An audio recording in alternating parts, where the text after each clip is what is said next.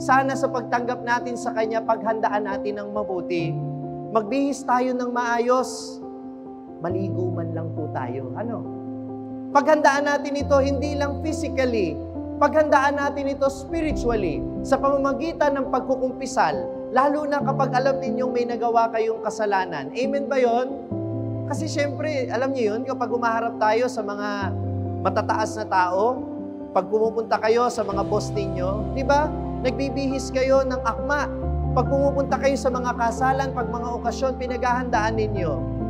E di dapat lalo na sa pagharap natin sa Panginoon. Kasi ang nakakatagpo natin dito ay si Jesus mismo. Si Jesus na Diyos at Hari ng mga hari. Si Jesus na Panginoong nagligtas sa atin. Si Jesus na nagmamahal sa atin. Kaya ipakita natin yung pagmamahal sa Kanya sa pamamagitan ng paghahanda, sa pagsisimba, at sa pamamagitan ng ating pakikiisa sa pagdiriwang ng banal na misa. Amen po ba yan?